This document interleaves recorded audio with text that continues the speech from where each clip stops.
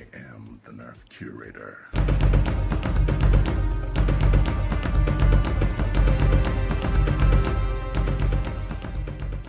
Hey, what up YouTube? This is Triple by Vacation, also known as Triple B.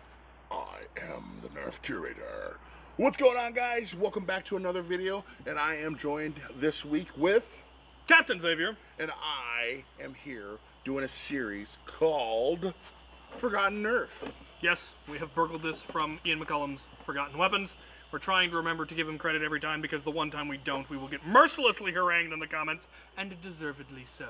But we're going over old Nerf blasters the same way he goes over old, real firearms.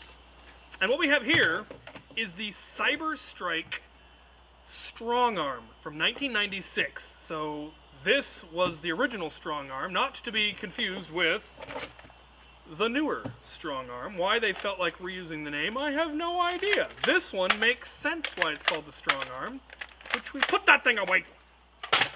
It makes sense that this one's called the Strongarm because it straps to your arm. Yes. Though I don't recommend doing it with this particular one because, oh, you did it. The foam that protected your hand has gone rotten and bad, and the glue has gone all sticky and it's extremely unpleasant. But this strapped directly to your arm and was one of those weird Cyber Strike gimmicky blasters that were all the rage back in the 90s. Mm-hmm. And this one, we're not entirely sure how it works. We're fairly certain we're not able to figure out how it works because we're pretty sure it doesn't work. But yeah, you flip the little release there, and it popped the two barrels forward, and then you pulled that back, and then to fire it, you slide it forward. I figured out what this is for. What is it for? Stability. So if this was just strapped to you, it would still slide back and forth. This is to hold it in place because you have to cock it. But there, it looks like it's supposed to be where you can pull that and it'll cause the release to flip the barrels forward, but it didn't look like it was engaging that release anymore. Yeah. I'm not sure. So there does appear to be a dial on the top that we think switches between one barrel and the other. I'm going to find out right now. Ready? For you. This barrel should hit me in the face. There was air. What about the other side? Let's check it out. Oh, wait, no, I'll leave it on that side Yeah. and then do it again, see if it's actually functioning. No air. Okay, so All right, so that switches between the two barrels. Air. All right. Okay. Well, that explains that. Air selector. Yeah, barrel selector. Barrel so selector. That's pretty cool. Cyber Strike was all about having stuff mounted to your head, having stuff mounted on your head or your arm, or there was a whole bunch of neat... You would look like a robot. Yeah, it was all very cyberpunk, very a Nerf robot. Yeah, which is why it's called the Cyber Strike line. Like I said, there's a spring in there, and it doesn't look like it's engaged properly. I suspect something broke off. I really think it's supposed to activate the release to flip the barrels forward, because it kind of makes it move, but it doesn't actually release it all the way. Yeah. So it looks like the tab broke off or something. And you're supposed to be able to pull this back, and it would flip forward, and then you could hold it to stabilize, and it was great. And I'm still getting that schmutz on me. You got more smudge. It's filthy. Filthy. So yeah. Another one where if you wanted the whole Cyber Strike collection, oh boy, you're getting into some interesting stuff. So this is why I have you here. Talk the collector side of this. All right. Unfortunately, this one has to do all with condition, because you can find these things a dime a dozen all over the place. A lot of people have them in, you usually don't find them like by themselves too much, but you can find them in collections all the time. It is condition with this thing. You are going to get so much more money comparatively to something that is incomplete. So if you get something on this thing that is just perfect stickers, complete, and functions, you're going to be looking at, I want to say an average of 25 to 30 bucks.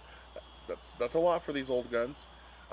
Then if you have the actual darts, and it's in good shape on top of that, and it's not falling apart or gooey stuff dripping off the bottom, you're going to be easily 45 bucks all day.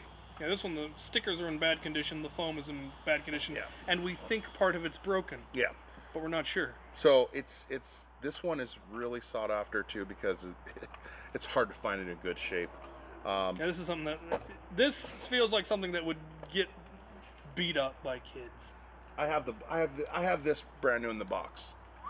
So maybe next time we'll show it what it's supposed to look like, brand spanking new and sparkly. But yeah, I think I paid $60, which was a good deal because I got it in the box. So, but yeah, this is really nice.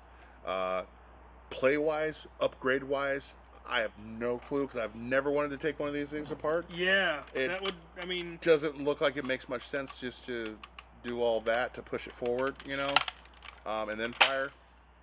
and the two barrel system, the selector system, there's going to be a lot of dead space in there. Yeah. You could rebarrel it. You could put a heavier spring in it. Yep. But again, this is one of those that if you have it in good condition, it's more valuable as a collector's piece. As the original Strongarm. But if you really wanted a wrist-mounted blaster, this one is. You got two quick pumps. Does it say Strongarm on both sides? Yep. Yeah, Strongarm. So, yeah, Cyberstrike line was just weird stuff. This kind of interesting stuff. Though that whole flipping barrel thing, I've seen that in a couple of, like, the Iron Man blasters. Yeah. Similar concept because he's... This is the whole tube line. This is more that... This is all that tube line stuff. They were really into it back then. It was like, you know what? We can connect these barrels with tubes. And then we can do weird, gimmicky, flip-out things. And I've got that schmutz everywhere. Oh, it's so nasty. Yeah, see, that's the wonderful thing about it's being like Indian and black and Samoan. You got no hair. No How hair. do you have no hair? There's no hair. Look. Wait. Baby hair. Like Fur hair. Baby hair. I've got that. It's like tree sap coming off the bottom of that thing and everywhere. Sometimes the foam on these things starts to break down after a few years, and it turns into tree sap. Apparently, it turns into goo. Is full of hatred and anger. So, to wrap it up, because this one is, there's not much to say about it. No, it's going to go on the wall with the rest of the Cyberstrike line. We should get like a mannequin. Yeah, there's only one that I'm missing from this year. Yeah. And that is the Perceptor, the one that went on the face. I have it. Yes. We will be. Yeah, so I'll have the Auto Grip, the Defender T3, the Strongarm, and the Perceptor all together on 1 year, and will probably make like a silhouette that goes on the wall that they're all kind of attached to. Cool. Or something like that. Or I'll just have them all mounted neat. Who knows? But yeah, I'm trying to get all of the collection, which is why it's nice that I have a lot of these ones that are the rare ones that are hard to get a hold of, and I already have them, or I have the curator here who can find them for me if he doesn't already have them. To put in the collection, just to give him a home.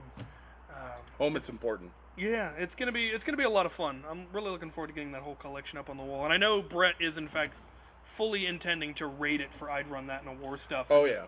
Just show up and pull something weird off the wall because he'll be able to do vintage episodes where I literally have every vintage blaster. Like, you want one? It's here somewhere. Just pick it off the wall and try to bring it back in roughly the same condition it started in. You know what we'd like But I'd like do? them to get used. That's the thing. Yeah. As much as I want to have the whole collection, I would love them to still occasionally get some use.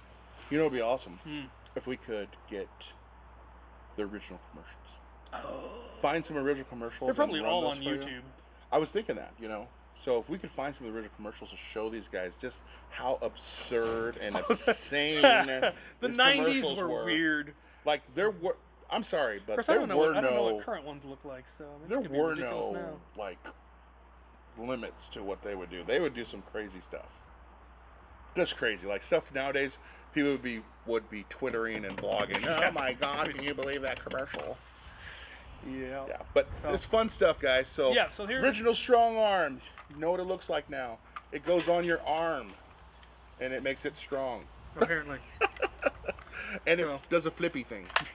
Flip it. It has the gimmicks. The gimmicks.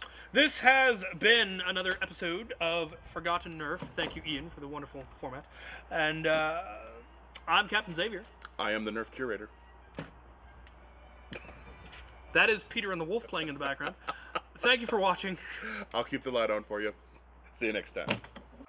Now for the firing demonstration, I've got it loaded up with 2 old Mega Darts. Flip it out. Should fire the right one first. Or left one first. Yep.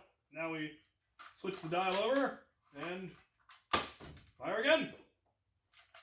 Lovely. Lovely. To the wall! There you have it. The Strongarm added to 1996 along with the Defender T3 both part of the Cyber Strike line, which came out in '96. So there will be a few more. Stay tuned for them.